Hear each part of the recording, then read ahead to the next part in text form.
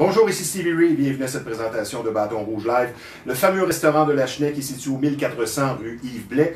Comme vous le savez, nous sommes une émission qui va dans toutes les directions. Nous sommes disponibles sur Facebook, sur Quai Marina Flashback et nous sommes en édition Studio sans contact. Aujourd'hui à l'émission, place aux femmes. Avec nous, 3 femmes de carrière, mais également de cœur. En studio, notre deuxième invitée est une enseignante qui transmet non seulement son savoir, mais aussi beaucoup d'énergie. Elle sera avec nous pour démystifier le yoga qu'elle pratique et enseigne avec passion. Et elle fut aussi également cheerleader, ou si vous préférez, meneuse de claque des Alouettes de Montréal. Nous recevrons donc Nancy Kans. Mais tout d'abord, notre première invitée, elle aura marqué l'histoire culturelle du Québec comme actrice, comme animatrice, donc une excellente communicatrice. Elle est également écrivaine. Son parcours professionnel est tellement garni et relevé qu'on ne sait par où commencer. De plus, elle ne semble pas vieillir au même rythme que nous tous. Je vous présente donc celle qui se passe de présentation, une femme joviale qui semble née pour sourire, animée d'une énergie éternelle, Danielle Ouimet. Bonjour Danielle. Bonjour Stevie. Ça va bien? Oui, très bien, très bien. Très heureux de te voir avec nous. Je veux savoir comment tu vas présentement avec cette crise qui nous frappe de plein fouet depuis 14 mois. Ben, je trouve que moi qui vis seule, c'est très difficile quand à un moment donné tu as envie de parler. Je suis une fille de communication. Oui. À ce moment-là, je me mets sur le téléphone ou je me mets sur le FaceTime et puis je parle à tout le monde. Puis je passe ma soirée comme ça. J'ai du plaisir. Comme je le disais tantôt, tu as un parcours professionnel impressionnant, un CV très relevé. Mais on ne va pas seulement parler du passé, on va parler également du présent et de l'avenir. C'est important. On va essayer de faire un condensé de tout ça. Mais sans plus tarder, cher Danielle, allons rejoindre par voie téléphonique une autre grande dame du showbiz. Elle a aussi fait sa marque dans l'histoire culturelle québécoise. Elle a connu nombre de tubes et de succès de par sa magnifique voix et de belles chansons. Depuis toujours très appréciée et c'est de la musique qui coule dans ses veines. Bonjour Chantal Paris. Bonjour à Danielle. Allô ma belle, comment vas-tu? Ça va bien?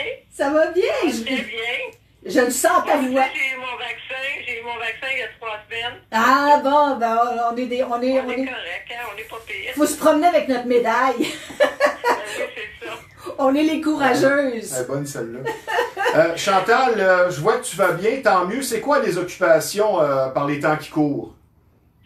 Ben moi, je suis avec mon conjoint qui est musicien aussi. Fait que lui, il pratique ses chansons. Moi, des fois, j'ai pratique aussi avec lui.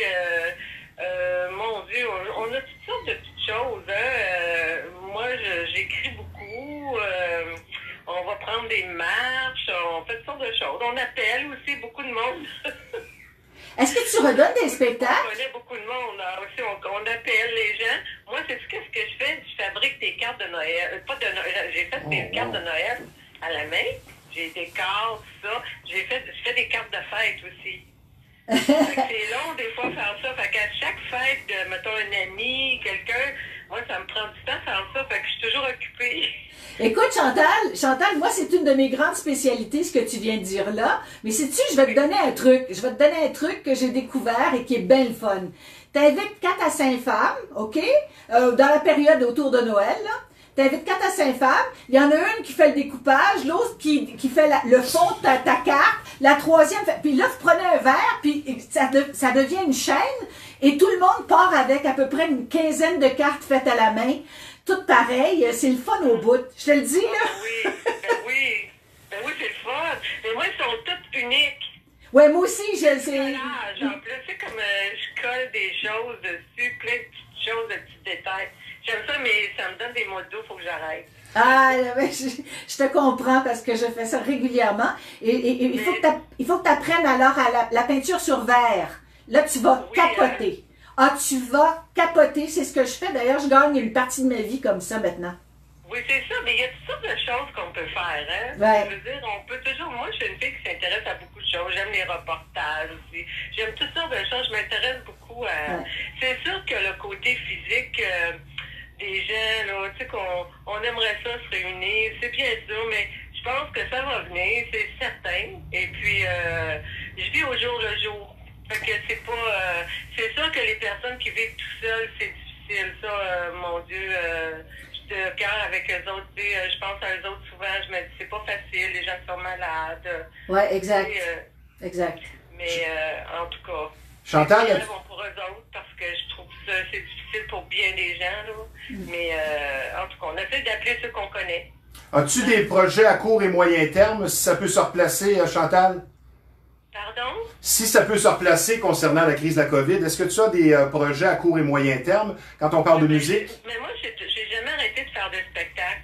J'en fais tout le temps, comme c'est des soupers, souvent spectacles, là, mais j'en ai fait. J'ai jamais arrêté, tu sais, parce que je fais pas beaucoup de télévision. Je sais pas, des fois, je suis pas... de toute façon, j'aime ça faire des spectacles. Alors, je l'ai fait avec mon conjoint qui est musicien, il est trompettiste, harmoniciste, chanteur, il peut faire des voix. Fait que c'est le fun, on les fait ensemble en plus. Fait que c'est plaisant, hein? Ben, Je chante ça vers la fin de ma vie, l'automne. C'est-tu l'hiver de ma vie ou l'automne? C'est la fin de l'automne, début d'hiver. D'être bien accompagné. J'aurais une question pour toi là, concernant l'industrie de la musique. C'est quoi la plus grande différence que tu vois avec, disons, il y a 30 ou 40 ans dans le milieu de la musique? Ben c'est sûr, c'est difficile de dire ça, mettons que des jeunes écoutent, là, eux autres. Mais regarde, c'était difficile pour nous autres, regarde.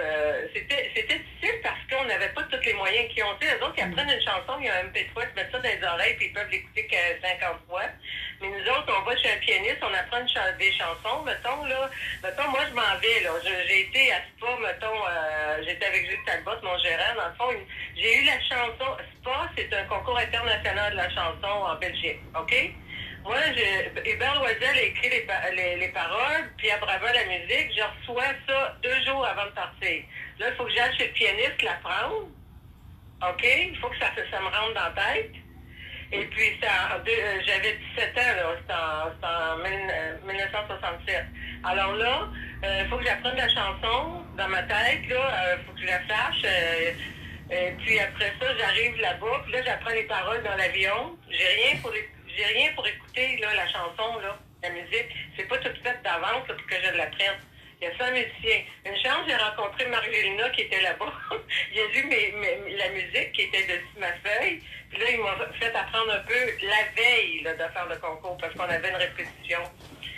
La veille, il me montre comment apprendre. Tu sais, l'air, il me montre l'air. Moi, j'avais appris les paroles, c'était pas pire, mais je suis arrivée avec 100 musiciens, puis j'avais eu 2-3 jours pour l'apprendre. Mais pas à répétition, là, avec un MP3, là. Fait que ça, c'est difficile. Et c'est sûr, les jeunes aujourd'hui ont beaucoup plus de moyens. Ça peut aller beaucoup plus vite aujourd'hui. Ben oui, c'est ça. Mais c'était comme ça dans le salon où on nous appelait la veille. Hein, des fois, pour aller faire un show ou quelque chose, il fallait apprendre, même à télé. Je me souviens, à TVA, il y avait une émission le dimanche, c'était quoi? Un variété, hein? Ben, il y avait l'émission de Michel Giroir aussi. Oui, Le Jardin des Étoiles. J'ai connu pas mal, là.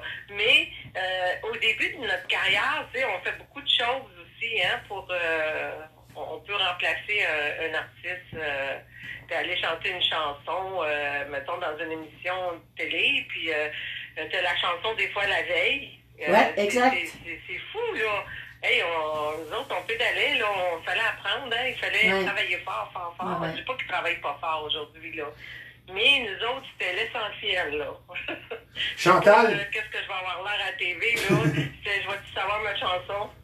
Chantal, l'industrie de la musique, là, comme on le dit, là, a beaucoup changé, beaucoup évolué. Quel conseil tu donnes aux jeunes artistes qui voudraient, disons, se lancer dans la musique et qui croient qu'ils ont le talent et la volonté? Mais quel conseil tu leur donnerais? Moi, je dirais essayer d'apporter les plus belles du bien au monde à travers leurs chansons. Ce qu'il y a de meilleur.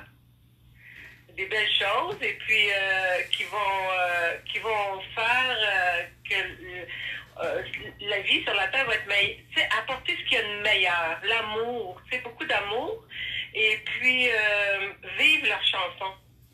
Pas juste les chanter, les vivre intensément, leurs chansons. Parce qu'il y en a qui ont des très très belles voix, mais c'est plus froid. Ils vivent pas autant leurs chansons. Mais moi, je trouve que l'interprétation d'une chanson, c'est très important. Moi, je dirais aussi la persévérance parce que aujourd'hui, il y a des tas d'émissions qui te font croire que ça va t'arriver automatiquement puis très rapidement puis que tu vas devenir vedette du jour au lendemain, alors que ce n'est pas le cas. Oui, ça c'est un bon point que tu amènes. Pas le faire pour la gloire. Exact.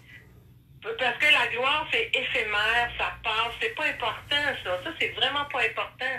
C'est vraiment le faire pour, tu sais, amener des belles choses, là, puis vivre tes chansons, puis si tu as du talent, vas-y. Ça, moi, je les encourage, mais la persévérance, t'as raison.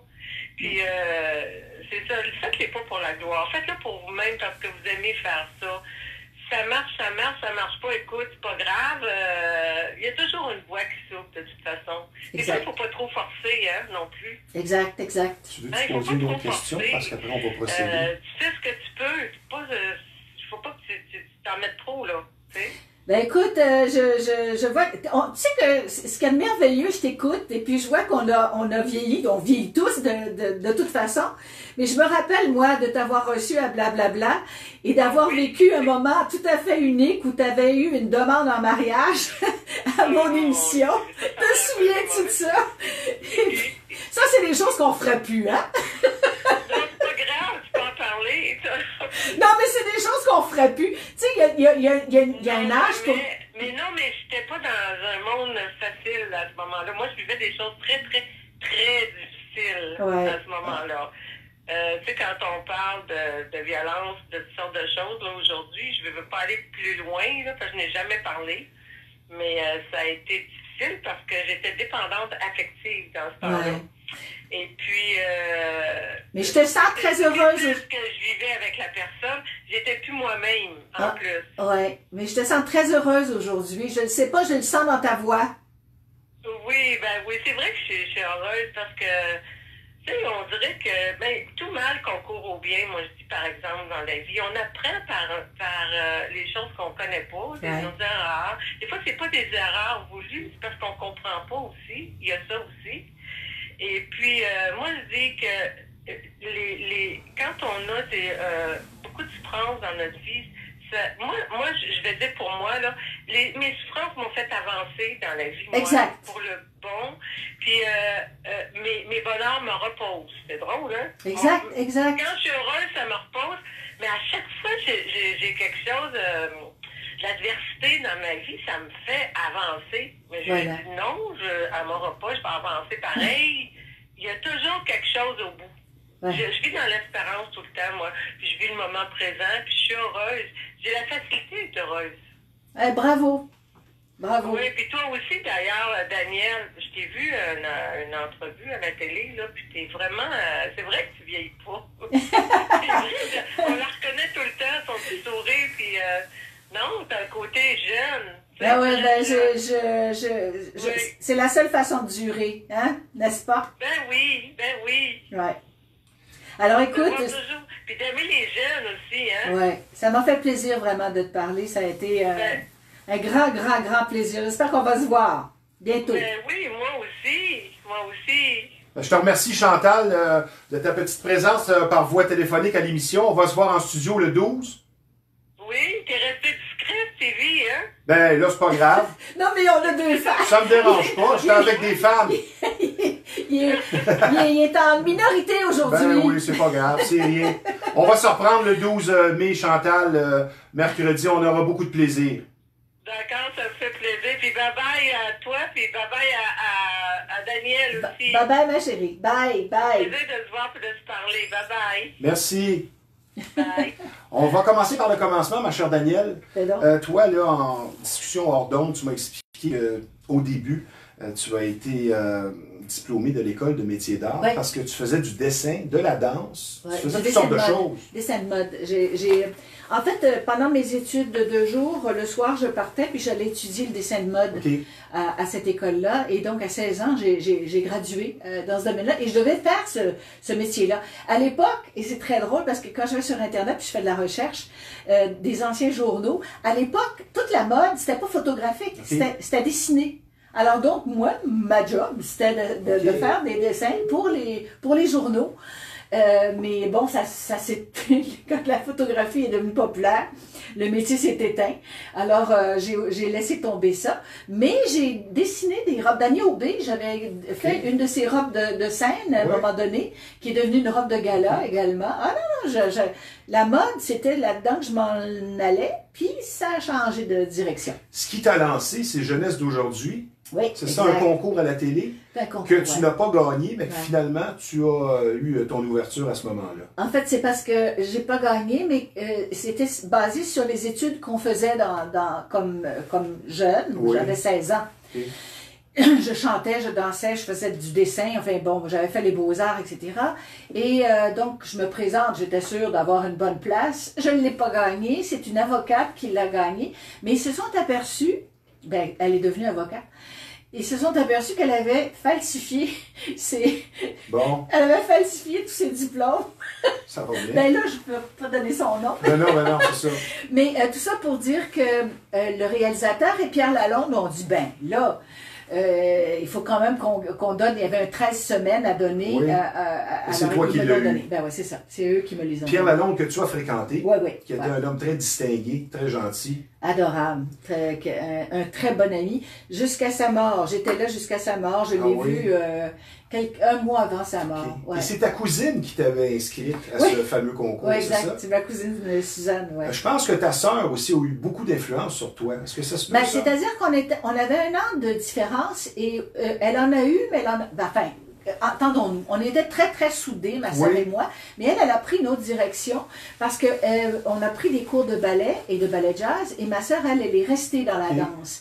Et elle a marié le fils de Madame Chirieff, qui était celle qui a fait les grands ballets canadiens.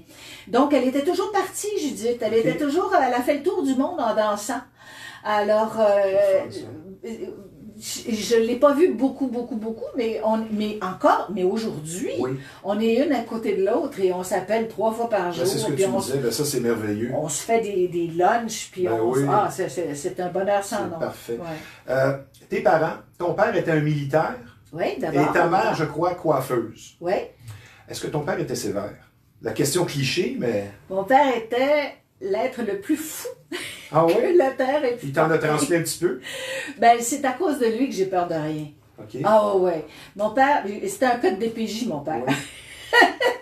Mon père, disons qu'on allait à la campagne, et il disait, viens Daniel, on s'en va se promener. Et là, ce qu'il faisait, parce qu'il savait que j'aimais ça, il avait un support en métal, en bois et en métal sur le dessus de sa voiture. Ça, c'était pour quand il allait à la chasse, il mettait ses animaux là-dessus. Mais ça servait pour les valises, ça servait pour les transports, etc. Alors, ce qu'il faisait, c'est qu'il m'installait sur le support, puis on partait à la campagne, dans le bois. Je me tenais 5-6 ans après la monture en aluminium, puis on se promenait, puis on avait du fun. Mon père est le genre, quand il disait « Tu veux apprendre à nager? » Il me jetait à l'eau, puis là, il me disait « Si tu cales, je vais aller te chercher. » Laissez-moi vous dire, j'ai appris vite. Tu ressembles plus à ta mère ou à ton père? Quel est son caractère? Les deux. Un peu de folie de ton père, puis le côté artistique de ta mère? Oui, parce que maman aurait voulu devenir chanteuse. OK. Et puis, ça s'est jamais fait, mais elle avait un côté artistique, effectivement, très, très poussé. C'est moi qui... Écoute, ma mère était extraordinaire. Elle m'enviait de dessiner. Et puis, j'ai dit, maman, mais je peux te donner des cours. Et je lui ai donné des cours. Et à 80 ans, elle prenait l'autobus toute seule et elle allait prendre des cours de dessin. Elle m'a fait cette surprise-là à un moment donné. Puis, j'ai plein de dessins maintenant chez moi que j'ai retrouvés quand elle est décédée, qu'elle a fait puis qu'elle ne nous l'a jamais dit. C'était une femme très secrète et très, très disciplinée. Et ça, j'ai ça d'elle. Ouais. On va maintenant parler cinéma, parce que, comme je le disais tantôt, tu as marqué aussi l'histoire culturelle du Québec par tes rôles. Évidemment, Valérie, qui a été ton fer de lance. Qu'est-ce que tu me dirais là-dessus? Parce que, je veux dire, on ne veut pas se répéter. Ça fait 30 000 fois que tu réponds à ces questions-là. Mais pour Valérie, qu'est-ce que tu me dirais finalement après toutes ces années? Ben, c'est assez bizarre parce que tout le monde pense que j'avais des envies de gloire. Et puis, mais c'était pas le cas. C'était pas le cas du tout, parce que moi, ce que je voulais faire ce métier-là. Et ça, c'était une job. Et là, à l'époque, quand on m'a demandé de faire un film, ben je m'excuse. Je me suis dit, est-ce que le cinéma existe au Québec? Le cinéma n'existait pas. C'était l'ONF. C'était des plaines enneigées avec un traîneau sauvage pendant 12 minutes. Puis ça, c'était le summum du cinéma québécois. Alors, ça n'existait pas. Alors, je me suis dit, je vais faire ça, je vais prendre l'expérience. Et quand ça sera terminé, ça va peut-être être 2 semaines, 3 semaines dans une salle quelconque. OK. Puis après ça, ça va s'en aller. Mais moi, j'aurais eu l'expérience de la caméra. Et c'est ce que je voulais faire. Eh bien non, c'est pas comme ça s'est passé. Ça s'est passé que ce film-là a été acheté par 40 pays. Oh, wow. Ça a fait le tour du monde et je me rappelle être allée dans des endroits, j'ai fait deux festivals de Cannes pour présenter d'abord ça et ensuite l'initiation. Okay. Et ça a été vendu, mais partout au monde. Je recevais des photos, des lettres à l'époque, parce que les réseaux sociaux n'existaient pas, de partout, me demandant de me rencontrer. Ça prenait finalement quelqu'un pour trier ton courrier. Oui, on me trouvait quand même, ça arrivait à la compagnie. Oui, j'étais pas mal partout. Donc, Danielle, tu as tourné dans 17 films et plus 17. récemment, tu as tourné dans Les Signes vitaux, le rôle d'une femme de 70 ans. J'aimerais que tu me parles de tout ce que ça comportait comme demande. Ça prend aussi de l'humilité, ça prend toutes sortes de choses pour tourner un tel rôle. Qu'est-ce que tu dirais à ce niveau-là? Voyez-vous, il fallait aussi faire un rôle. Tu vous vois maintenant? J'ai gagné ton respect. OK, d'abord, c'est beau. Non. OK. Vous, je dis en général. D'abord, c'était un âge que j'avais presque. Alors donc, je me suis dit... Tu t'identifiais là-dedans. Sauf que je peux pas m'identifier parce qu'on me demandait d'avoir l'air peut-être le double de mon âge. Okay. Alors, tous les matins, on me blanchissait la peau, on me faisait des cernes, on me mettait, parce que j'avais le cancer, alors on me mettait un bandeau et on me mettait des faux cheveux qui étaient comme très abîmés. Okay. Et quand je me regardais, je disais, oh, il faut que je joue quelque chose que j'ai pas. C'est pas mon âge. Alors, puis en plus de ça, mourir du cancer du cerveau, j'avais pas vécu ça. Ouais. Alors donc, il fallait tout imaginer. Et ce que j'ai fait, tout simplement, parce que ma mère est morte quand même à 85 ans, et j'étais à ses côtés quand elle est morte, ce que j'ai fait, c'est que j'ai imaginé être à la place de ma mère. OK. Et la dernière scène, au niveau des émotions aussi. La dernière scène, c'est beaucoup ça. Je me rappelle, elle parlait pas, mais tout était intérieur, puis on sentait qu'elle pensait à tout ce qu'elle avait vécu. Et c'est ce que j'ai essayé de faire, de ne pas parler, et de transmettre quand même sans parler. Et tu as du succès avec ce film-là qui a été, je dirais, encensé au niveau de la critique. C'est ça, exactement. Tu sais, il y a des fois, il y a des rôles dans une vie, j'en ai fait quand même 17, où tu te dis, de quoi tu es le plus fier? J'ai le rouge aux lèvres aussi, où j'ai travaillé en Belgique avec Delphine Seyrig. Ça aussi, j'ai adoré ça. D'autant plus que le réalisateur m'avait frappé il me frappait. Ah ouais, il me donnait des claques dans... Ah oui, ça a été quelque chose... Pour te mettre dedans, comme on dirait. Non, pas du tout, parce que il trouvait que j'étais...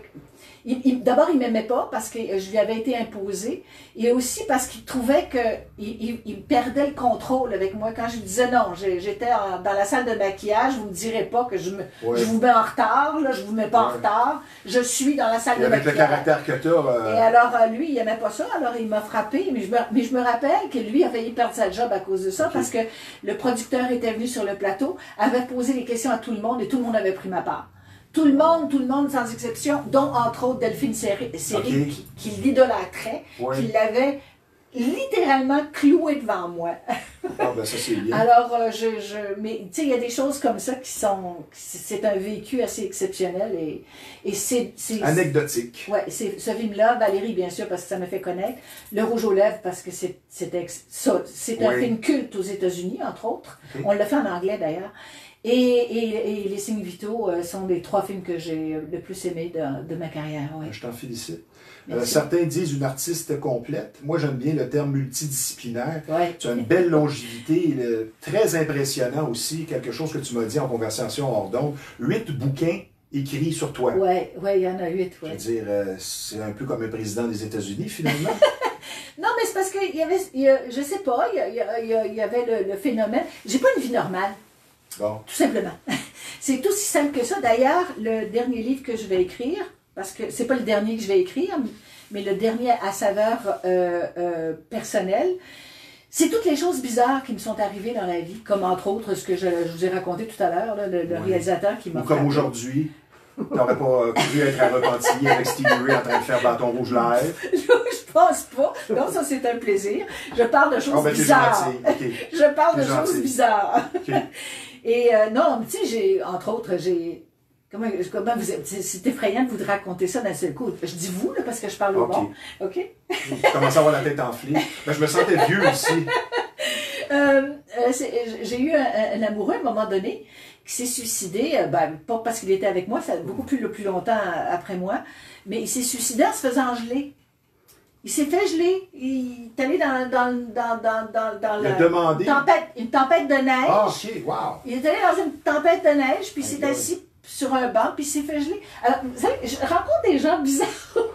Alors, regarde-moi pas comme ça. J'ai une vie bizarre, et je raconte toutes les choses bizarres qui me sont arrivées dans la vie. J'ai envoyé ça à mon éditeur. Il me dit, Daniel, ça n'a pas de bon sens. Il dit, t'as 7 vies, 8 vies dans une. Oui. Il dit, j'ai jamais vu ça, le monde ne te croiront pas. Mais c'est ce que je suis en train d'écrire, les choses bizarres qui me sont arrivées. De lire ça. Ah, ça a été amusant. Avant d'aller à la pause, ma chère Danielle, moi je veux te demander, c'est quoi ta plus grande fierté? Parce que je veux dire, tu as fait tellement de belles choses, point de vue artistique et dans ta vie personnelle, mais si tu avais à cibler un élément, tu pourrais me répondre à un film, tu pourrais me parler de ta longévité, tu pourrais me parler... C'est quoi ta plus grande fierté dans toute cette belle et longue carrière? Bon, je pourrais dire durer, parce que ça, c'est très... Ta longévité. C'est très dur, parce que... Oui, c'est ça. Quand tu es connu dans un seul domaine, comme disons Dominique Michel, oui. Dominique Michel, c'est-tu le bout du bout? Ben je m'excuse. Oui. Mais elle n'a fait que de la comédie et du cinéma. Je veux pas dire, ça la diminue pas, au contraire. Je comprends ce que tu veux dire. Elle est la star des stars à ce niveau-là. Mais moi, dans tout ce que j'ai entrepris, j'ai quand même pu réussir à durer. Mais je dirais bien franchement que ce dont je suis plus fière, c'est ce qui s'en vient. C'est-à-dire, je sais ce que tu dis. Je ne sais pas, mais ça s'en vient. Ça veut dire que tu vis au jour le jour et tu ne vois pas la fin arriver. On va prendre une petite pause, ma chère Danielle. Okay. On revient, ça ne sera pas tellement long. Je vous rappelle que vous regardez Bâton Rouge Live en référence avec le fameux restaurant de la Chenelle. N'oubliez pas, la salle à dîner est présentement fermée. C'est toujours aussi délicieux et succulent que sur place. La livraison et le fameux take-out. Je vous donne le numéro de téléphone de ce restaurant de choix. N'oubliez pas, il n'y a pas que la viande rouge au Bâton Rouge de la Chenelle. Le numéro de téléphone dans le 450, c'est le 581-1888. Et je vous rappelle également que nous sommes en conversation avec une artiste multidisciplinaire ayant plusieurs cordes à son arc, nous ayant marqué de bien des façons, soit Danielle Ouimet. Vous êtes amateur de chasse et de pêche, un endroit vraiment pour vous qui porte bien son nom. C'est Performance Chasse et Pêche, dis-je bien, une entreprise qui existe déjà depuis 24 ans, un très beau magasin, une bonne réputation. C'est tout simplement le numéro 1 de la Rive-Nord quand on parle de chasse et de pêche. C'est situé au 303 Notre-Dame à Repentigny. Allez voir François, le propriétaire, un chic type pour des conseils et des batteries. Donc, Performance Chasse et Pêche, une entreprise qui porte très bien son nom. N'oubliez pas les 3 mots magiques. Comment ça va? Appelez un ami, spécialement pendant le confinement. Vous allez renouer et semer un brin d'optimisme dans le cœur des gens. C'est très important par les temps qui courent. Maintenant, sur une note un peu plus sérieuse, vous allez être traité avec beaucoup d'écoute et de compréhension. Si vous vivez une infestation, vous aurez compris ici qu'on parle de bébites. Et la solution, c'est Rive-Nord Extermination. 35 ans d'expérience qui vous attendent sur place, une entreprise familiale très sérieuse et un service personnalisé. Et n'oubliez pas, plus vous attendez, plus le problème va s'aggraver. Donc, la solution Rive-Nord Extermination, dans le 450, c'est le 582-6706. Danielle, plusieurs personnes ont plusieurs visages. Es-tu aussi confiante et optimiste dans ta vie personnelle que professionnelle? Ah oui, mais bien sûr. Oui. Bien, surtout l'âge que j'ai, le contraire aurait été très triste. Oui. Non, j'ai une montadie belle vie. J'ai une vie ça, c'est le fun d'entendre magnifique. J'ai une vie magnifique. Donc, pas de regrets. Je n'arrête jamais. Je me couche en me disant, j'ai pas fait ça, j'ai pas fait ça, j'ai pas fait cet appel-là, j'ai pas écrit à telle personne, j'ai pas réglé Oui. Je n'arrête jamais, c'est épouvantable, je m'épuise moi-même et j'ai un grand jardin et quand ça va pas, je m'installe dans le jardin, je lis des livres et puis voilà, j'attends que ça passe et ça passe très vite, laissez-moi vous le dire. Une de tes marques de commerce, c'est le sourire. Moi, ma question, est-ce que tu souris même en dormant? Je ne sais pas, mais ça doit être la personne qui se réveille en riant. Ben, tout à l'heure, je me suis réveillée, puis j'ai dit, voyons là, j'ai donc bien mal à ma main, et je m'aperçois que j'ai un bleu. J'ai l'impression que je dois dormir tellement profondément. Non, c'est un bleu. Ben oui. Je dois dormir tellement profondément que j'ai dû me frapper sur un meuble en me tournant ou je sais pas trop quoi. Je m'en suis même pas aperçue. Trop occupé. Je m'en suis même pas aperçue. C'est bien pour vous dire. Je dis, voyons donc, toi. C'est bien bizarre. Non, je dors bien, très peu. Très peu. 5 heures, 6 heures, top. Ben, c'est quand même bien, 6 heures. Et je pète le feu toute la journée. Oui. Puisque nous sommes limités par le temps, on va y aller avec ce que j'appelle des questions rafales, des réponses peut-être un peu plus courtes, un mot ou une phrase. On va aller dans tous les sens. Tu as été et tu demeures, ma chère Danielle, je me répète, une femme dont la beauté soulève les passions. Merci. Mais à l'inverse, le plus bel homme jamais vu ou rencontré, c'est qui? Oh boy! Ben, il y en a plusieurs pour bien des raisons. Non, mais un qui te passe par la tête, tu dis que je l'ai rencontré, son magnétisme, son... Ah oui, puis en plus, tu l'as fréquenté, tu es chanceuse. Quelqu'un d'extraordinaire. Mais tu sais, j'ai toute une liste, mais... je les aime tous pour des raisons différentes. Oui, c'est ça. Tous. Mais tu sais, un qui te passe par la tête. C'est une belle réponse, ça, je veux dire. Pierre a été, pour moi... à chaque fois que je le voyais avec... Mais tu sais, quand ils sont souriants, là. Ben, c'est sûr que ça aide. Stevie, là, quelqu'un de souriant quand il arrive, là. Tu te dis, ben voyons, c'est... Et du côté des femmes, maintenant? Ah, mon Dieu, ben... Je sais pas. Peut-être une actrice européenne, je sais pas que tu as rencontré. Catherine, bien sûr, Catherine, qui est une de nous. À un moment donné, il y a une comédienne française que j'interviewais. C'est Jeanne Moreau, ma qui est une comédienne française, qui m'a dit, mon Dieu, vous ressemblez tellement à Catherine. Et c'est vrai, en quelque part. Le style, en tout cas. J'étais surprise, mais ça m'a... C'est un beau compliment. Oui, c'est un très beau compliment, mais... Sais-tu quoi? Je vais le dire-tu. Oui, donc. J'allais dire, savez-vous quoi? Moi, j'ai été élevée avec aucun culte de la beauté. Okay. Ma mère me disait pas, oh, t'es belle. Jamais je l'ai entendu dire. Elle me disait, t'es propre, tout est parfait. Ah, ben ça, il y a toujours place à l'amélioration. Jamais. Alors, pour moi, ça n'a pas de référence, la beauté. Être bon, par exemple. Être correct, travailler. Être beau en dedans. Oui, exactement. Ça, être travaillant puis généreux. T'as beau être très beau, si t'es là en dedans, là. Non, c'est ça. T'es laid. Il s'agit de faire attention à soi. T'es laid. T'es laid, tu trouves? Oui. Non, pas toi. Là, le mot dessus, puis je suis laid. Ok, excuse, je blague. On continue. Les côtés les plus méconnus et difficiles d'être une vedette. Exemple, se faire reconnaître tout le temps, se faire questionner. Tu aurais peut-être une anecdote là-dessus, mais est-ce que ça peut devenir à la longue difficile? Ce qu'il y a de très difficile, c'est que les gens, et puis je leur en veux pas parce que c'est fait pour ça. Tu parles comme s'ils te connaissaient depuis toujours, maintenant? Non, ça encore, je l'ai fait. Je suis rentrée dans leur salon, je suis rentrée dans leur cuisine, je suis rentrée des fois même une télévision dans la salle de bain pendant qu'ils prennent leur bain. Je rentre dans leur télévision, je leur parle. C'est ça. Comme disait la personne, t'as ton plus beau linge, tes plus belles paroles, t'as ton plus beau maquillage, tu leur parles en direct, alors tu leur appartiens. Je peux pas leur enlever ça. Mais ce que je peux leur enlever, par exemple, c'est quelqu'un qui pense que je leur ai parlé véritablement, puis là, ben, ils ont le droit de venir chez moi, frapper à ma porte, puis s'installer. Ça, c'est une autre affaire. Parce qu'il y a aussi... Ils ne savent pas délimiter entre la personne qui le voit à l'écran et ta vie personnelle. C'est ça s'installe littéralement, ça m'arrive. Oui, c'est ça. Ouais, je me rappelle, j'habitais à l'île des Sœurs à un moment donné, puis moi, j'avais un appartement au 3e étage, et le son porte beaucoup, hein. Puis à un moment donné, il y a quelqu'un qui a passé dans la rue puis qui a dit « C'est là qu'elle habite. » Écoute, je me suis sentie comme envahie. Ben oui, c'est sûr. C'était épouvantable. Disons que tu ne pourrais pas aller vivre dans un bloc appartement. Quand je sors, j'appartiens à tout le monde. Mais quand je suis chez moi, viens pas me déranger. Ben, j'irai pas. On poursuit, Danielle. Okay. Tout semble te réussir professionnellement, actrice reconnue, animatrice longtemps aussi. On n'en a pas parlé, mais je veux dire, tu as fait plusieurs émissions. Tu écris, même côté santé, l'âge ne semble pas altérer ton énergie, ton sourire. Mais ta recette, en quelques phrases, pour vieillir en beauté et pour avoir encore cet élan qui t'anime? Ben, je pense que c'est de faire exactement ce qu'on aime et ne pas... suivre ses passions. Ouais, suivre ses passions. Apprendre. Apprendre. Tu sais, quand je vous dis que ma mère, à 80, prenait l'autobus pour aller prendre des cours de dessin, elle n'a jamais été aussi heureuse qu'à 80 parce qu'elle avait appris quelque chose. Tu sais, les gens me disent, je suis pas capable. Hey, ça, là, c'est l'ennemi du peuple. Tu es capable de tout. Tu es capable de tout. Tu sais, je vais dire... mais si je te demande d'aller changer mon flat... je vais essayer. Ah, ben ça, j'aime ta réponse. Voyons donc. Ah, j'aime ta réponse. Voyons donc. Mais combien de fois j'ai eu une crevaison, puis je change les affaires tout seul. Les hommes arrêtent en disant, elle n'est pas capable, elle n'est pas capable. J'ai fait les 3/4 de la job. En passant, Daniel, j'aurais quelque chose à changer. Mon alternateur ne fonctionne plus. Est-ce que tu connais ça un peu? Mon père était garagiste. Okay. Mon père était garagiste. Tu as réponse à tout. Fais attention. Daniel, on va philosopher un peu. La société évolue ainsi que les relations interpersonnelles.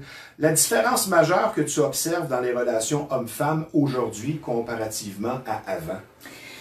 C'est épouvantable et ce que je vais te dire là, c'est épouvantable. Je pense que les femmes essaient de prendre une place qui ne leur revient pas. Oh, que j'aime ton honnêteté. Les femmes essaient d'être... Écoute, il y a une égalité, c'est un fait. Oui. Il y a une égalité homme-femme. Oui. Ça... on est complémentaires aussi, là. Battez-vous au maximum. Mais de là à prendre la place en disant ils sont plus capables, ils essayent juste de nous éteindre. C'est ce qui se passe tranquillement dans la société, c'est que les hommes... Ça me pue au nez. Les signes masculins ne sont plus à la mode. Un homme qui est musclé, ce n'est plus à la mode. Tout ce qui reste, c'est la barbe de 2 jours. Les gars à la radio qui sont choisis pour faire la radio, parfois ont des petites voix. J'ai rien contre ça si le gars est pertinent et talentueux. Mais à un moment donné... C'est pas physique, c'est moral. Oui, mais ça se reflète aussi sur le physique. Oui, mais c'est moral, parce que c'est moral. Oui. On poursuit. Oui, OK. La plus belle qualité d'un homme que tu recherchais et que tu apprécies dans tes relations. Je vais essayer de m'adapter. Les 3/4 des femmes vont dire la fidélité, mais c'est pas vrai, j'en ai jamais rencontré un gars fidèle. Jamais. Oh. Il y a un gars qui me dit moi je suis fidèle. 3/4 d'heure après, il m'invitait à le manger au restaurant. Mais t'es-tu en train de me dire que toi, tu t'es fait tromper? Ah, ben oui, mais tout le monde s'est fait tromper. Toutes les femmes se sont fait tromper. Plupart des hommes que tu as fréquentés étaient des hommes infidèles. Ah oui. Pendant ta relation avec toi. Avec une bonne raison. C'est une bonne raison. Une bonne raison, c'est qu'eux devenaient avec populaires. Daniel Ouimet, tu vas voir ailleurs, je dis, t'as un problème. Non. C'est qu'eux devenaient populaires parce qu'ils étaient avec Daniel Ouimet. Okay. Et tout d'un coup, les femmes disaient, c'est qui le chum à Daniel Ouimet? Et ça, le harcèlement commençait. Puis le gars, il dit, là, je l'ai, elle. Oui. Pourquoi je n'aurais pas celle-là? C'est ça. Sur un CV, disons que ça paraît bien. Jamais rencontré. Je n'ai jamais rencontré. Je dis pas que ça n'existe pas, je dis que j'en ai jamais rencontré. C'est complètement différent. Je l'ai dit tantôt, j'aime que tu sois honnête comme ça. Je suis très honnête. C'est quoi ta plus belle qualité après l'honnêteté?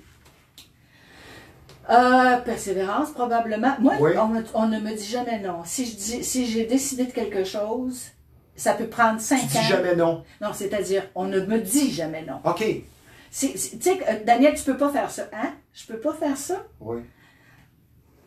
OK. Next, je m'en vais ailleurs, je change mon projet. Tu peux pas mettre tes lunettes sur la table. Je l'améliore. C'est chez toi. Continue. C'est chez toi, je respecte chez toi. Je l'améliore, je le change. Oui. J'attends le moment qui serait propice. Je décide de qui serait mieux, chez qui le présenter. Mais je vais le refaire. On poursuit. Je pense que tu n'es pas habité par un brin de nostalgie, mais quand même, c'est quoi ta décennie favorite? Si tu devais revenir pour 24 heures dans le temps... 40 à 50. Oui? Oui, 40 à 50. Ah. 30, c'est beau, c'est merveilleux, mais on t'en demande encore beaucoup. 40, tu es arrivé à un certain stage où, tu es juste assez jeune pour faire encore plein de choses et pas assez vieille pour dire il faut que je m'assagisse. Oui. Alors, tu es entre les deux. 40 à 50, c'est un très bel âge. Est-ce que tu te considères comme une femme de tête ou de cœur? Même si, dans ma présentation, j'ai dit des femmes de cœur, mais... moi, je pense être une femme de cœur, mais quand vient le temps de s'asseoir autour d'une table, j'aimerais bien être une femme de tête. Parce que je déteste quelqu'un qui met en doute qu'une femme puisse aller plus loin. Ça, j'aime pas ça. une femme est capable de beaucoup de choses que vous pensez qu'elle n'est pas capable de faire, Bon. mais c'est pas une raison pour aplatir. Arrête, je vais penser que tu es féministe. Daniel, on poursuit. Une si belle et longue carrière veut dire beaucoup d'événements, beaucoup de souvenirs. Là, ça va être difficile de répondre à ça. Il faut que tu, disons, tu m'en dises un qui te passe par la tête. Ton plus beau souvenir? Mon plus beau souvenir, probablement des émissions que j'ai... Oh, écoute. Ben, c'est surtout des gens. C'est des gens avec qui j'ai travaillé. Jean-Pierre Coallier? Jean-Pierre Coallier, M. Belair, Hélène Bédard, quelque Parce part. que tu as vraiment des mentors. Ah oui, oui. Non, j'ai eu des... Et tu sais, Dominique Michel, c'est ma mère. Dominique, c'est ma mère. Okay. Elle m'a aidé du début à la fin, tout ce qui était comique. Elle m'a assise sur un petit banc à côté, puis elle m'a dit, bon, ben, regarde, c'est comme ça. Le sens du timing, c'est ça. La générosité de Daniel. De Dominique. Oui. De Dominique. Jean-Guy Moreau, qui était un être absolument tellement fabuleux. drôle. Guy Boucher, avec qui j'ai ri, mais j'ai ri à crever. Mais c'est tous des gens qui sont décédés, c'est épouvantable, tu sais, Jean-Pierre est encore là, mais ils sont peut-être ici, ils nous écoutent, on ne sait pas. Mais peut-être. Oui. Mais c'est des gens, mes plus beaux souvenirs, c'est des gens, les moments que j'ai passés avec eux. Oui. Ouais. Ton bouquin t'ayant donné le plus de satisfaction que tu as écrit? Que j'ai écrit? Parce que tu en as écrit 4. Ouais, ben, j'en ai écrit 4, mais j'ai... Le prochain? Non, mais j'en ai écrit un qui était quelque chose qui s'est avéré quelque chose d'assez particulier, qui s'appelle Henri, l'Italie et moi. J'ai un ami qui avait le cancer, pour des raisons qui sont trop longues à expliquer. Je lui ai eu un traitement qui lui a donné 10 ans de plus de vie. Et au moment où il a suivi ce traitement-là, il a perdu 60 livres et il s'apprêtait à aller en Italie. Puis il me dit, Daniel, ma blonde ne peut pas me suivre, elle ouvre un nouveau commerce, puis moi j'ai besoin de quelqu'un avec moi, viendrais-tu faire le voyage avec moi? Et je suis partie avec Henri, et c'est ce voyage-là de ville en ville, de souvenir en souvenir, d'attention que j'avais pour lui, de choses qu'on vivait ensemble, qui est écrit à travers ce livre-là.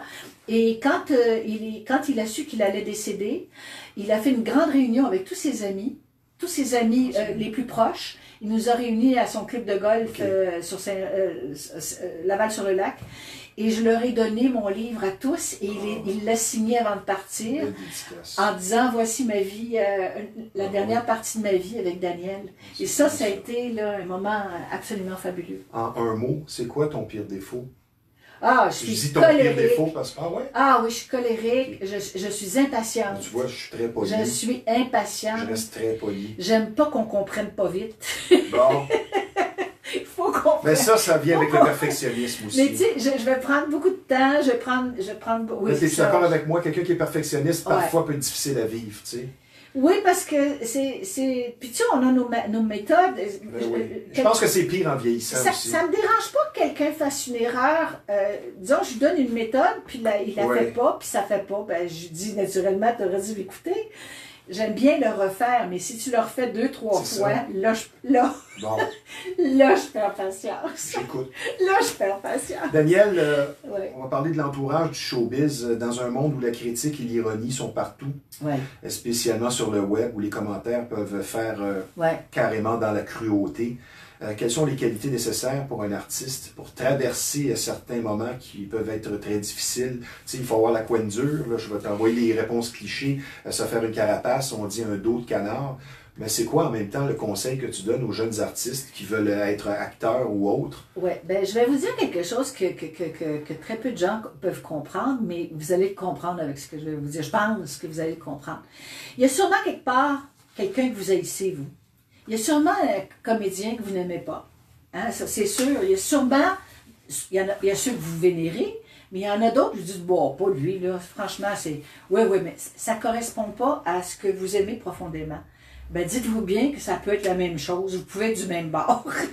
On ne peut pas être aimé de tout le monde. Impossible. Alors moi, que tu ne m'aimes pas de problème. Que tu m'attaques? Moi, ça. Que tu m'attaques? Ça, non. Ça, je vais être assez véhémente parce que... Puis je vais aussi être très, très méchante. je peux être très méchante. Oh, ouais, non, Ben, t'es une femme. Il y a, il y a quelqu'un qui m'a parlé cette semaine.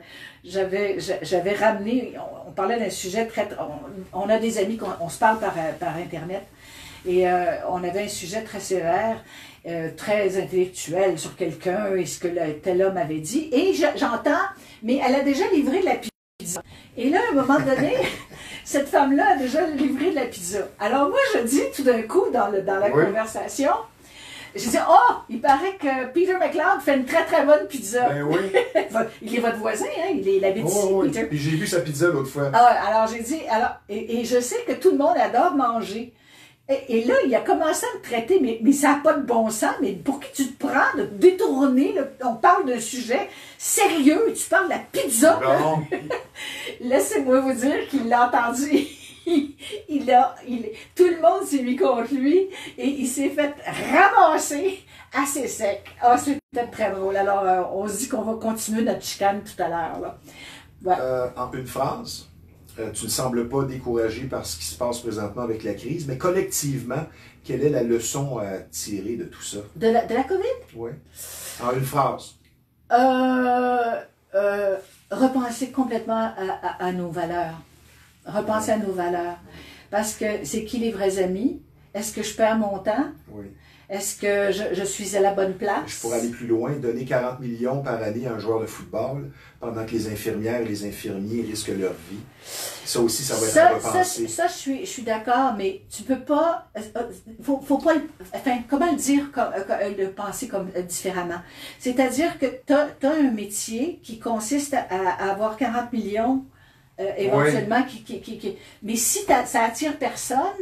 Ils font plus que 40 millions, là. Ben oui, c'est sûr. T'sais, alors, si ça attire personne, si tu ne peux pas t'amuser dans la vie, ben, à ce moment-là, attends-toi pas que l'équipe existe, tu t'amuseras pas avec les autres. Par ailleurs, de donner plus d'attention à ceux qui effectivement travaillent fort et te sauvent des vies, oui, ça c'est là où il faut mettre l'énergie. Mais il faut pas démolir toutes les institutions puis faire des parallèles avec des affaires qui ont, tu sais, c'est des cacahuètes puis... Donc, tu n'aimes pas ma question? Ben, c'est-à-dire que, oui, je la comprends, mais elle est générale. Je sais qu'il y en a beaucoup qui pensent comme ça, mais moi, je considère... Tu sais, il y a quelqu'un qui m'a dit cette semaine, c'est comme de demander à un homme de Cro-Magnon, on juge avec les valeurs d'aujourd'hui, c'est comme de demander à un homme de Cro-Magnon d'avoir un téléphone cellulaire. Tu sais, je veux dire, c'est plus les mêmes valeurs, c'est plus les mêmes affaires. On peut plus juger avec ce qu'il y avait dans le passé. Dans ta phrase, il y a beaucoup de virgules. Oui, il y a des virgules. Daniel, question suivante. Oui. Du haut de tes 45 ans, plutôt 55. Oui, ok, ça, ouais, on va dire. Ta recette pour avoir une relation en amour qui est saine et durable. Moi, ça, je peux pas vous le dire. Non? Non, je peux pas vous le dire parce que ça fait 30 ans que je suis toute seule. Oh. Je suis toute seule, mais j'ai beaucoup de mes amis dont eu dans... Ça fait 30 ans que tu es seule? Ouais. Oh, wow, pour le prochain. Ah ben, je vais se faire dévorer tout rond. Je ne dis pas, monsieur, un peu de retenue, s'il vous plaît. Mais... je ne dis pas que j'ai pas des rencontres. Bon, mais qui sont incomplètes, mais quand même satisfaisantes. Je ne suis pas chez quelqu'un et cette personne n'est pas chez moi. Ah, ça c'est. Nous vieillissons tous un peu d'année en année, et pour certains à un rythme moindre. Comme toi, Daniel. Est-ce que tu regorges d'énergie depuis toujours comme ça? Y a-t-il une raison? Et est-ce que le thème vieillir, pour toi, c'est un thème qui est tabou? Moi, je pense que non. Je ne veux pas souffler une réponse, là. Non, vieillir, ben, c'est tabou parce que je sens bien que j'ai pas l'énergie que j'avais avant. Ben, imaginez-vous donc. Une chance. Une chance. Une chance, oui. Mais j'ai plus cette énergie-là, mais elle s'est changée en quelque chose de plus intelligent. C'est-à-dire, je perds pas mon temps. Je perds pas mon temps. Tu sais, je perds pas moins de pas pour rien pour arriver là. Exactement la même chose. Mais je dois vous avouer que j'aimerais bien faire ce que je faisais avant parce que, bon, je faisais du rafting. Mon idée, là, c'est qu'à un moment donné, je veux retourner faire du rafting. Bon. Mais je fais pas du rafting niaiseux, là, dans le milieu de l'été. Je fais ça au printemps. Je peux te dire tout de suite, invite-moi pas, c'est sûr que j'irai pas. Quand la crue est là, Tu vas aller non, faire ça, toi. Oui, j'ai fait ça. À un moment donné, j'étais dans un radeau, j'ai été expulsée. Il y a un gars qui est venu me chercher avec son kayak et lui-même, c'était tellement tumultueux, lui-même a renversé et il est en train de mourir devant moi. C'est moi qui l'ai sauvé. Le gars qui est venu me chercher, c'est moi qui l'ai sauvé. Ils sont prêts à tout pour toi. Est-ce qu'il t'a reconnu? Ah ben non, mais on faisait partie de tu l'as donné de bouche à bouche après? Non, mais... non. Okay. Non, mais il faisait partie du groupe, là. On est bien entouré quand on fait du... Dernière question. Ouais. Ça s'est bien passé, tu as bien fait ça. Puis je suis bien content, c'est vraiment très intéressant.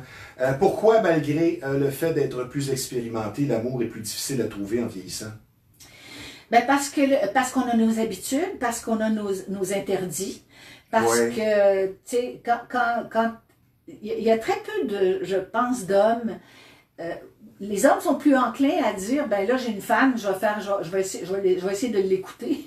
Mais à un moment donné, ils deviennent malheureux parce qu'ils n'ont pas ce qu'ils avaient avant et les hommes sont plus nostalgiques. La passion? La femme, oui peut-être, oui aussi. Mais les femmes, elles... Donc la passion ne dure pas. Elles essaient d'imposer. Elles essaient d'imposer la femme. Regarde, voici comment je suis, il faut que tu m'acceptes. Oui, c'est ça. Alors c'est différent. Ou étouffer l'autre pour le dominer. Ben, il y a un peu de ça. Mais quand tu trouves quelqu'un qui dit... En fait, je pense que c'est de parler qu'on a pu. C'est ça que je veux et c'est ça que j'aimerais avoir. Là, on texte. Oui. Mais c'est de le vivre aussi. Parce que c'est bien beau de dire je veux ça, mais si tu ne l'as pas essayé. Moi, je veux te remercier de ta présence à l'émission. Très belle carrière, comme peu peuvent s'en targuer ou s'en vanter. Ta polyvalence culturelle est remarquable. C'est un exemple aussi à suivre à bien des niveaux. C'est très impressionnant. On aurait pu faire une interview de 3 jours, mais quand le restaurant sera ouvert... Tu as bien fait ton travail.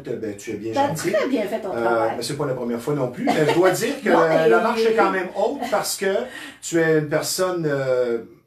comment je pourrais dire qu'il y a beaucoup d'énergie, beaucoup d'expérience. Si je n'étais pas bien préparé avec toi, ça ne fitterait pas comme on dit. J'ai un cadeau pour toi. 101 années de vedettariat au Québec. Et toi, tu te retrouves là-dedans. Chantal aussi est dedans. Tu regarderas à la page 88, il y a ta photo. Tout le monde y passe là-dedans, de Ginette Renault, Félix Leclerc, au comique ici, Olivier Guimont. Tout le monde est là-dedans. Tu vas pouvoir regarder ça. Je t'ai mis la page 88 ici. Tu regarderas ça à la maison. On va s'en reparler de toute façon plus tard. J'ai l'habitude de rappeler mes... Fait que je te remercie, Danielle. Pour moi, tu es un exemple à suivre pour, comment je pourrais dire, pour ton énergie. Je pense que ça résume bien. Quand je vais penser à Danielle, je vais penser au mot énergie. C'est gentil. Moi, je vous dis tout simplement, j'ai suivi mes rêves. Ah, ben ça, c'est... J'ai suivi mes rêves, suis les tiens, tu vas voir, tu vas aller loin. Je viens d'en réaliser un. Ah, que c'est fin. Merci, Danielle. Merci. C'était vraiment très intéressant. Merci. Je vais vous parler maintenant d'un nouveau partenaire qui vient de se joindre à l'équipe de Bâton Rouge Live. Vous êtes collectionneur ou tout simplement vous aimez rechercher des choses qui sortent de l'ordinaire pour les amateurs de personnages de bande dessinée ou de films cultes. De Batman à Elvis, en passant par Spider-Man et Harry Potter ou même Jason. Situé aux Galeries Rive-Nord de Repentigny, la boîte à folie est un nom à retenir. Que ce soit pour des affiches, figurines ou tout autre article, beaucoup de produits Disney ou de Harry Potter qui sont disponibles sur place dans cette boutique fantastique. Et pour être épaté, c'est l'endroit tout désigné. Le site web, c'est www.laboîteafolie.com. C'est situé aux Galeries Rive-Nord, au 100 boulevard Brien de Repentigny. Donc, la boîte à folie vous offre du bonheur à toute heure.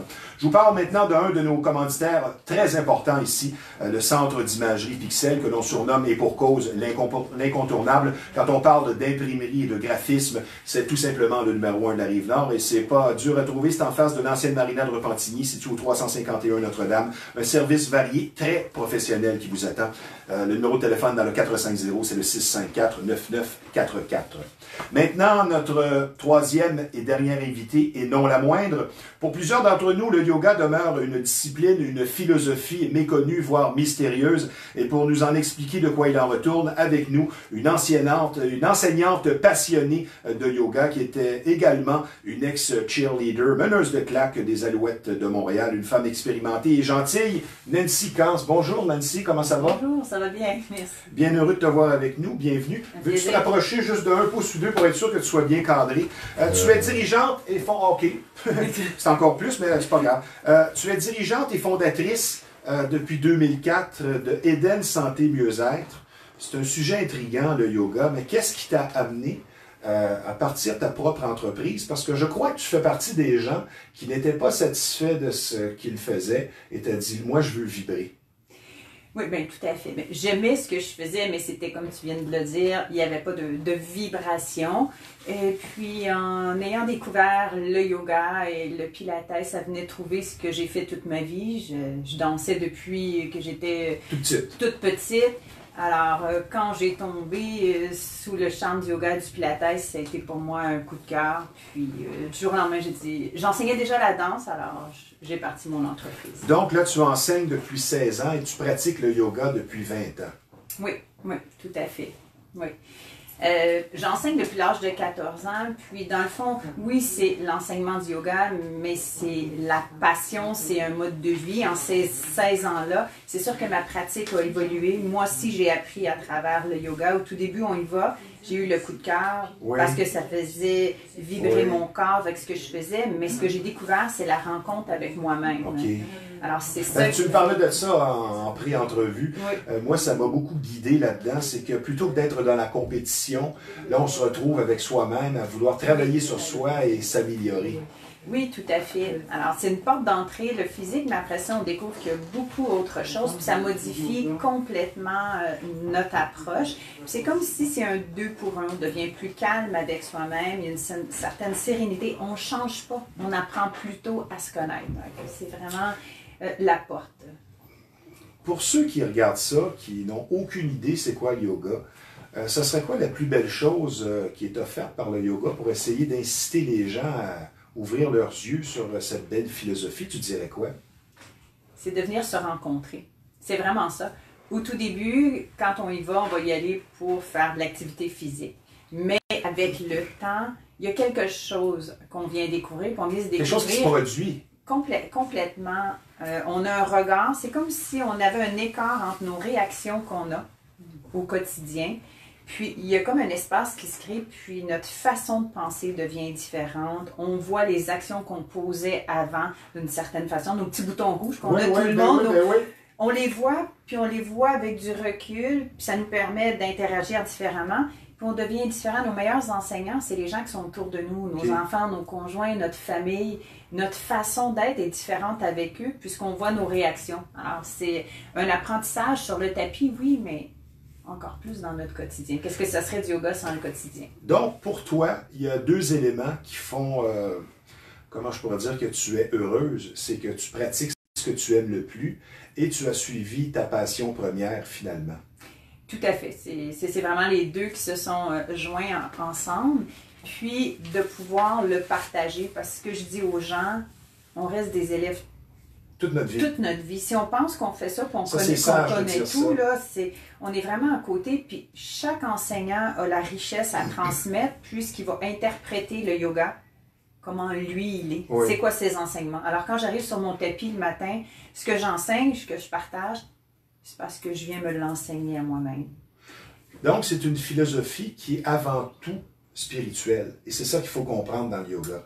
Oui, il y a cette approche. Parce que tu me disais, est-ce que c'est abstrait ou non, mais c'est 1% théorique et 99% dans la pratique aussi.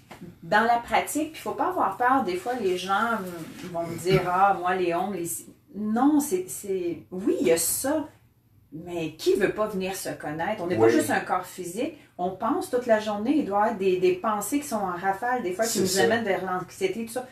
Je pense que tout le monde a envie de dire, y a-t-il un chemin pour me déposer? Puis en premier lieu, des fois, le premier chemin, c'est de venir étirer son corps. Puis après ça, se dire, ah, je suis plus calme, je suis capable d'être silencieux. c'est pas évident d'être silencieux. Ça demande du Ben, courage c'est pas tout le d'être monde silencieux. c'est pas tout le monde qui peut, comme on dit en bon québécois, dealer avec le silence. Il y en a qui Tout ont à toujours fait. besoin d'être entourés de bruit, de son, la radio ou Ouais. peu importe. Ouais. J'aimerais que tu élabores sur ce que tu m'as dit cette semaine. C'est un exercice de l'âme pour le corps. C'est le calme aussi pour l'esprit. Le corps, comme tu viens de le dire, mais c'est un exercice de respiration puisqu'on vit à 100% quand on est dans le yoga. Oui, ben, dans le fond, ce que j'exprimais, Si je c'est résume que... bien ce que tu m'as dit, Oui, là. je vais la formuler Ben oui, ben oui, ben oui. autrement. Ce que je disais, c'est que le yoga, c'est une union entre le corps et l'esprit. Puis, qu'est-ce qui peut unir ça, mon corps physique puis ma tête? Ma tête qui pense à plein de choses, comme la majorité Ben oui. d'entre nous. Puis, on est souvent dans notre tête puis à l'extérieur. Qu'est-ce qui peut me ramener dans mon corps, de venir prendre conscience? Ben, c'est ma respiration, puis on l'oublie trop souvent. Elle est là. Si elle n'est pas là, t'es pas là, je suis pas là, personne Oui, c'est ça. est là. Alors, c'est un merveilleux outil. Les gens veulent dire, je veux venir méditer, il faut que j'arrête de penser. Ben, on n'arrêtera jamais de penser, on est des humains, c'est impossible. Mais notre respiration est cet outil-là à nous ramener dans notre corps, à venir prendre conscience de notre corps.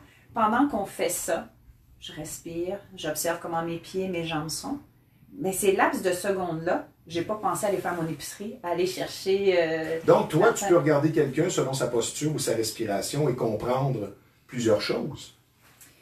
Sans Ben- dire que tu tombes dans la psychologie, mais tu arrives à identifier rapidement, selon pratiquement le non-verbal, je veux dire... Ben, on développe ça, on le développe. En Ben oui. enseignant, on développe. Puis, c'est pas dans un jugement, mais je vais plutôt plus Pour aider. l'appliquer dans les cours. Pour aider, accompagner la personne. On voit, ça va faire 17 ans bientôt, puis ça fait des Oui. années qu'on enseigne, on a enseigné des milliers de classes, de venir voir telle personne, il y a un enseignement différent à y apporter à une autre. Des fois, il y a des gens qui arrivent, puis sont hyper stressés. Je ne vais pas les amener tout ça dans un cours de méditation. Oh, c'est Chaque ça. personne Ben a une oui. porte d'entrée différente, puis chaque personne va trouver son outil à lui.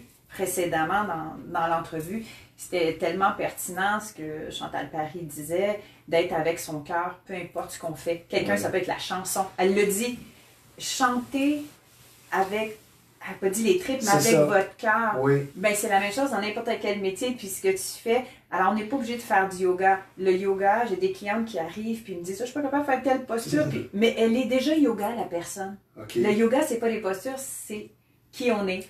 Quand elle parlait tantôt, elle est yoga. Ben, ce que tu dis aussi, c'est la fameuse question, moi, que j'ai répétée souvent.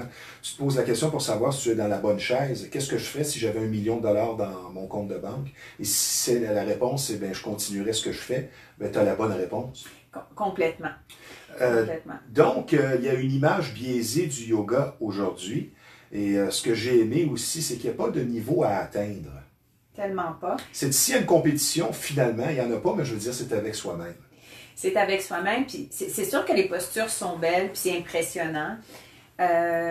Les gens vont regarder souvent si les gens font des belles postures, mais c'est tellement pas ça. Il n'y a pas de compétition et c'est accessible à tout le monde. Les gens qui connaissent pas le yoga vont dire « Ah, moi, je peux pas, je suis tellement Ben pas oui. flexible. » Oui. Mais plus les grands yogis finissent leur pratique en assise, parce que comme tout le monde, on vieillit nos genoux à un Ben moment oui, donné, les ben hanches, oui. tout ça.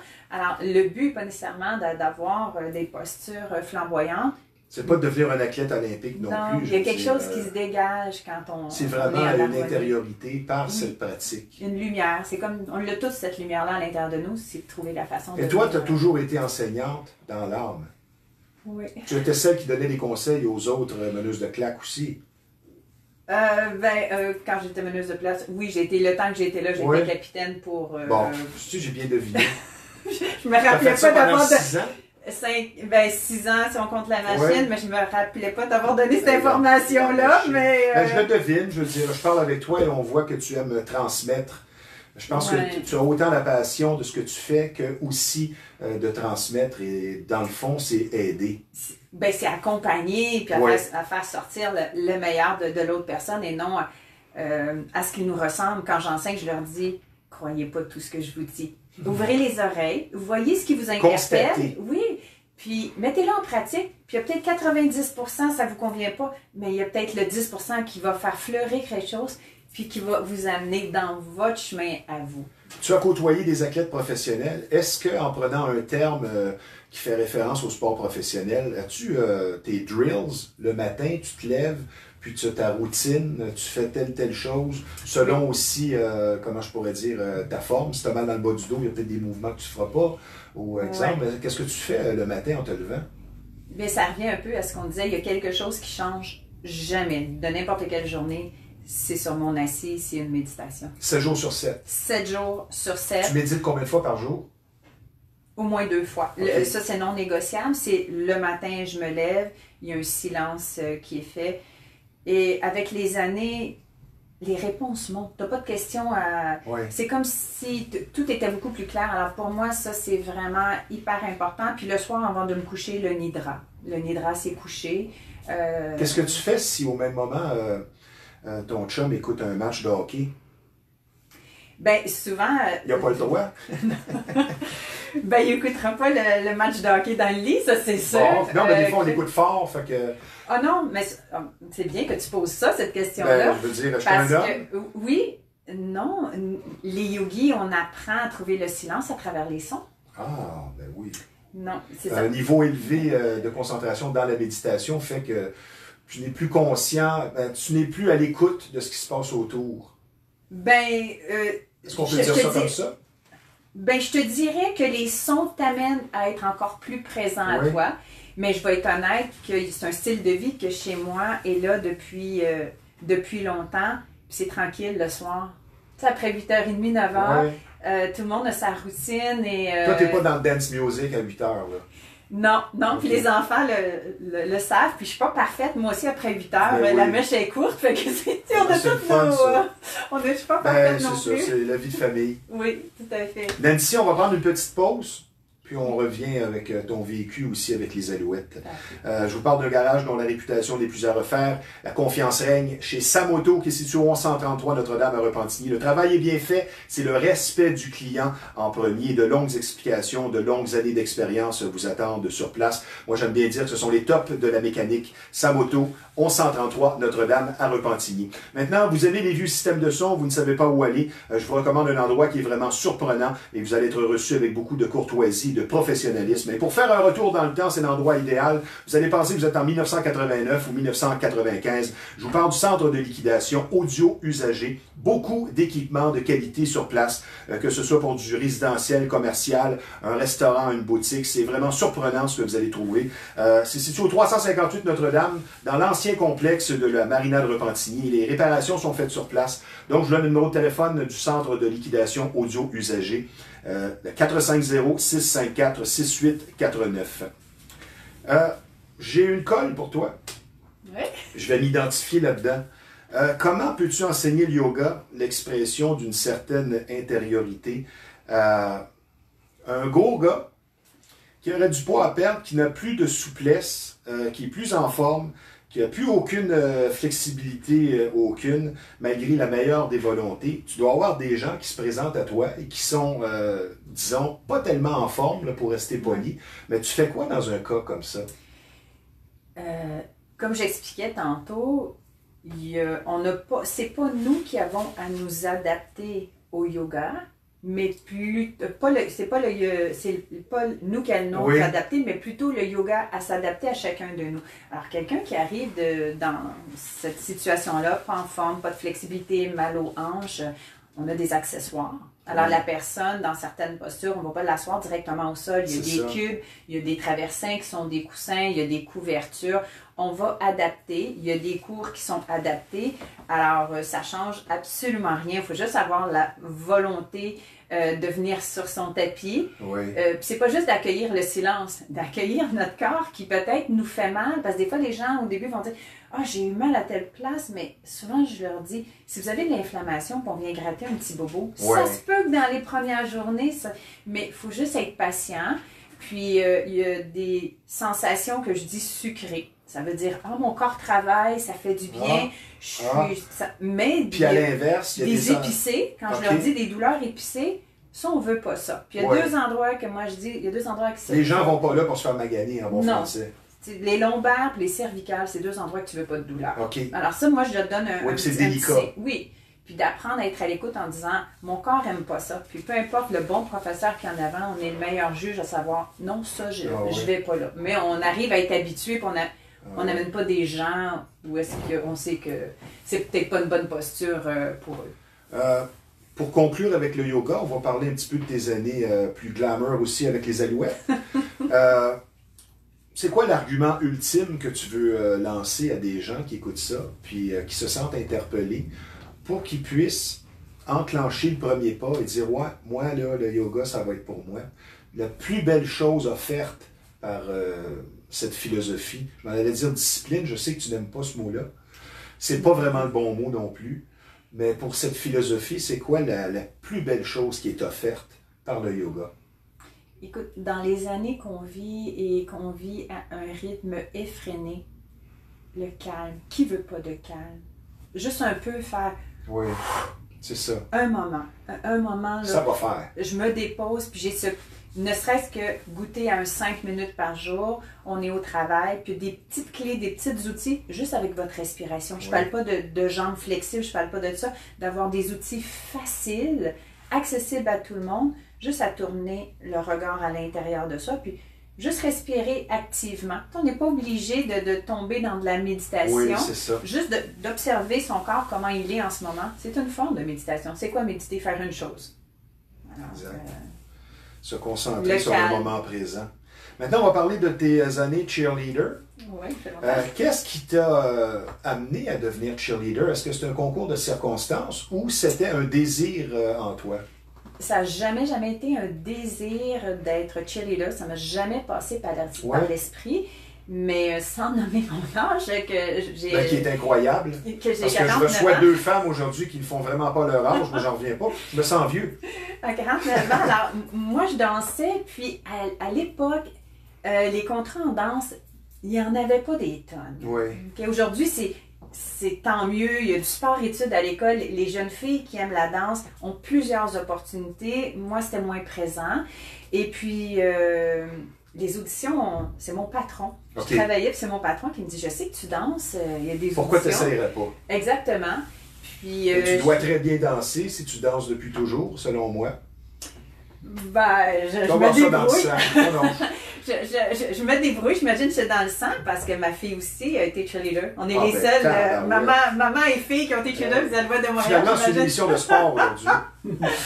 Mais c'était la danse. C'était la danse. Aujourd'hui, on voit beaucoup le cheerleading, des sauts, des pirouettes, mais nous, c'est beaucoup plus en tant que danseuse. Alors honnêtement, je connaissais rien du football. On a dû à un moment donné, j'étais capitaine, puis c'est moi qui coachais. Il y avait 2 équipes en premier. Il y avait Annie Larouche qui avait la moitié de l'équipe, puis il y avait moi qui avait l'autre moitié. Aujourd'hui, moi, je suis une fan de football. Donc, tu aimes Tom Brady? Mon chum, c'est un amoureux de Tom Brady. Ah, ben tant mieux.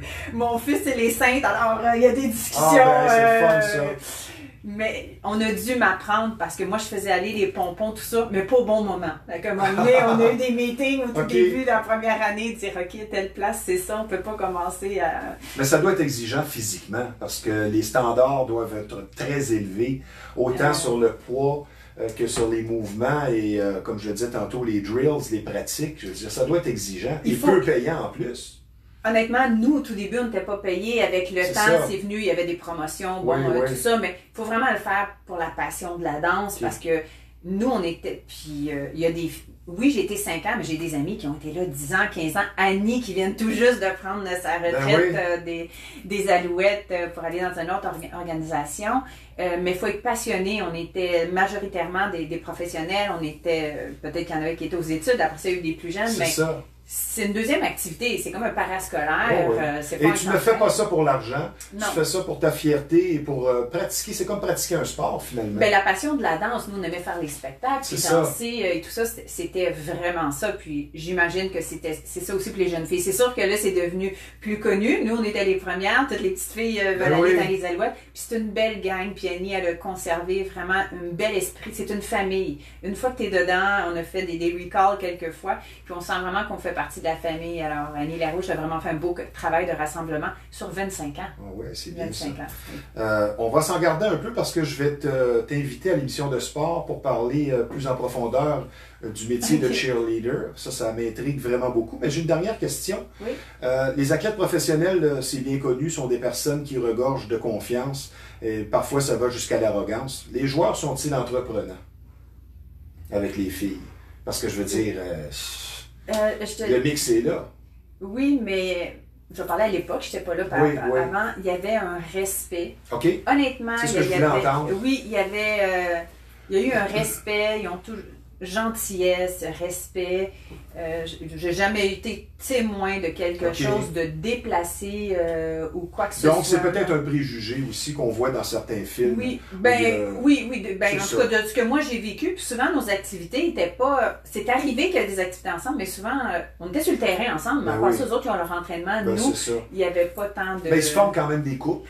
Je veux dire, qui sont sérieux, là. Je veux oui, dire, c'est arrivé, puis effectivement, il y en a eu quelques-uns, mais toujours bien mis. En tout cas, personnellement, j'ai jamais entendu d'histoire, tout au contraire. Non, très respectueux. Bon, on n'est pas là pour faire du bashing. Non. Nancy, moi, j'aime beaucoup cette belle énergie que tu dégages. Tu dégages également le positivisme. Et j'aimerais, en bon québécois, qu'on plug ton entreprise Eden Santé Mieux-être.